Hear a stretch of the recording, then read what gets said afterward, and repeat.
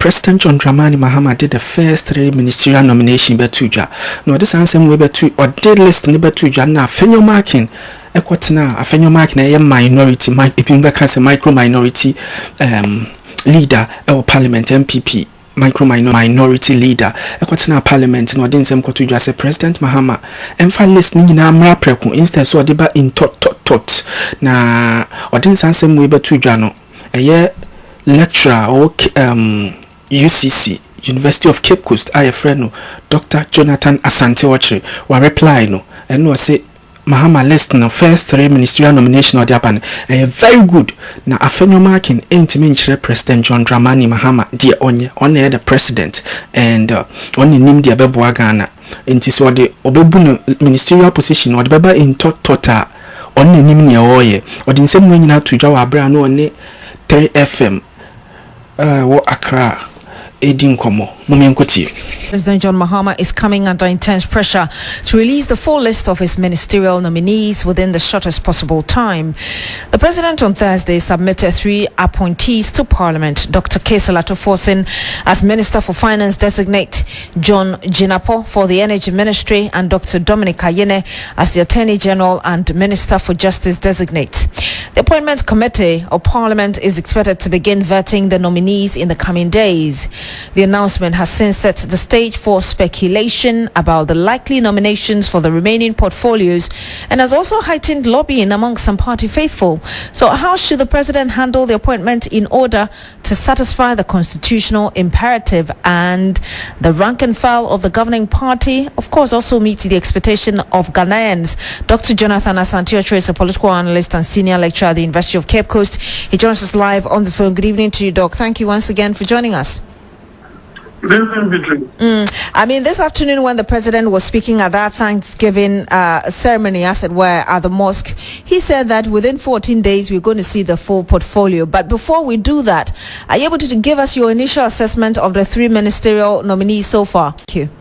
Okay, so, I mean, Dr. Toforsin, as I was saying, that many experts have given their commentaries on these 3 nominees, and I think this couldn't have come any better. I mean, if you look at Dr. Toforsin, as I was earlier on indicating, he demonstrated competency in Parliament to the point that the MPP were so frustrated they had to come up with a trump-up charge against him, which some of us said it was not going to see the light of day. And so, even after last week, I think I was having a conversation with Kamene, and I said that Dr. Toforsin was likely going to be the finance minister, but probably she felt that I was trying to do some advocacy. And if you look at, the energy sector, when it comes to communicating the problems of the energy sector and offering solutions, I think that Mr. John Jinapo has been one step ahead of his compeers. With regards to the legal area, of course, Dr. Ayene is about 30 years experience in the legal business. He's a lecturer par excellence. He's taught so many of the people who are in the law courts today and some who are practicing law. And so that in itself is a good choice. I think he's a fair-minded person. He has what it takes to say that if the NDC is wrong, he will say that the NDC is wrong, of which I have witnessed that. And so, obviously, these 3 personalities would definitely fit into the vision and mission and ambition of the president. And that's the more reason why he chose them. My little concern was the fact that if the president has demonstrated that the 24-hour economy is of importance, and in his speech, I think on Tuesday, he suggested that, he was going to focus on agriculture and agribusiness when it comes to 24-hour economy. So what that means is productivity. So I was expecting that instead of 3, he should have nominated 4 for the process to kickstart. And of course, in terms of agriculture, I have no doubt that Honorable Eric Opoku will be the best person for that particular portfolio. If he passes him by, I'll be very much surprised, and then probably I will have to interrogate that particular choice that he would have made. You could see that when it came to the manifesto, you saw the kinds of things that he put across. Even Mr. Afenyo marking He said if you call him what was signing or something of that sort, had cause to suggest that when Mr. Honorable Rekopoku put figures or facts there, they cannot in any way deny because the man knows his stuff. And so I knock my heart out for the president. He's getting things right. And I think if he continues on that tangent, many will have less things to say or negative things to say about his appointees. He's getting things right, you say. Aside from the Agric Ministry, which you've nominated, as it were, Eric Opoku for, what kind of qualities do you expect in the remaining 57? Because he said he's going to have 60 ministers. Well, I think that they have so many qualified personalities that could occupy any of these portfolios. The other thing too is that he may have to look outside, apart from satisfying what the Constitution requires of him. He may equally have to look outside to bring in people who have expertise. I don't know if I mistook this controversy. I had a private conversation with someone, and I came up with the idea that Mr. Alan Chamantin, for example, could be made ambassador to China.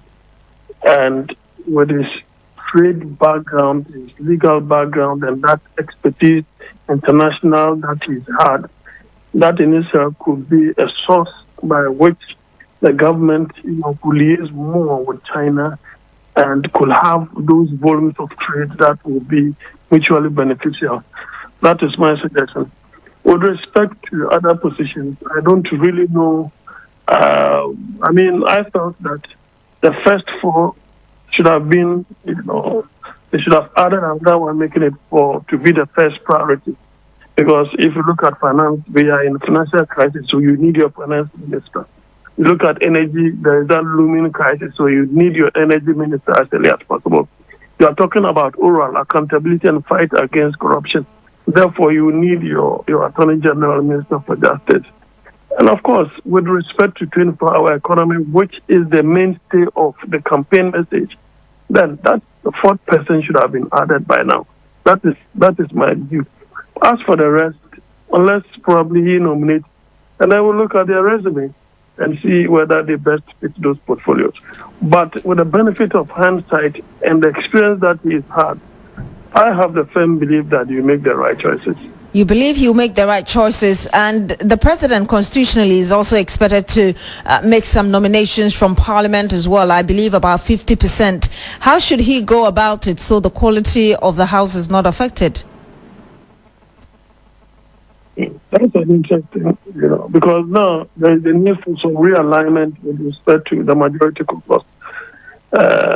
Many have suggested Mr. Mahama, others have suggested Kukuri Kitihagan. I am also suggesting Mr. Amakofi-Boa, because if he has been the minority, the second minority to Dr. Atosmotin in time past, and now deputy majority leader, what stops the caucus from upgrading him to be the minority? Besides, if you are looking at this regional balance, then certainly that wouldn't be a bad idea. Mr. Ayaga, a very fantastic constitutional expert, well trained in terms of the legal business. I think in time past there was one time education minister. Probably they could fit in somewhere else, maybe to an industry. You see, if you're looking at regional balance as well, then certainly there are certain portfolios that you will have to, because if Central Region has given you the vote that effect, then you cannot gloss over certain areas. For example, if you are looking at someone with marketing expertise, both international and domestic, then you are talking about Dr. Kwame Ntanyako, who was one time, a lecturer at the University of Cape Coast, whom I know his expertise. With Mr. Ricky Hagan, of course, someone who's an economist and I think with accounting background. Sometimes I think that you may need people with such a background to be the health minister, Obviously, so that you'll be able to look into the books of the health ministry, not necessarily someone with health background.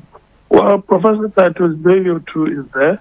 He could equally fit, that particular portfolio because of that union experience that he's had. He could easily liaise with the unions, and I think that affability that he has will also inure to his benefit. And so, if you look at the Takwam Namitinga, as I said, I don't know where the president will want to fit in, but I think that if you're looking at the entirety of Central Region, and for that matter, Cape Coast being in a mainstay of education, the hub of education, the entirety of the nation, that you either fit him into education or, somewhere where his services will be best needed. Of course, I know he was a member of the sports committee. The president can decide to do so with that background that he's always had, very, very vibrant and boisterous for that matter.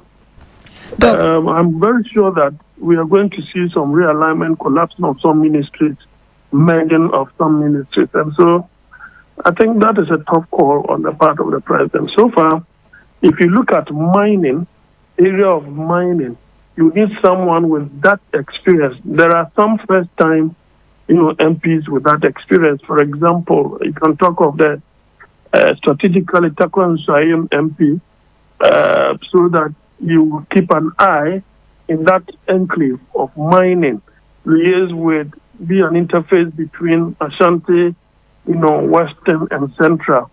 And with that experience that he's had, I think about 20 or almost 30 years, in the mining business, maybe they will say it's the first time, and so maybe you can start him as a deputy, or you can even make him a substantive depending upon the decision of the president and the powers that be.